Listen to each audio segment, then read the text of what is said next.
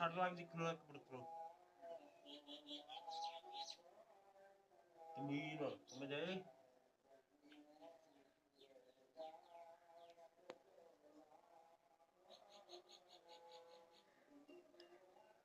ਤਮੀਨ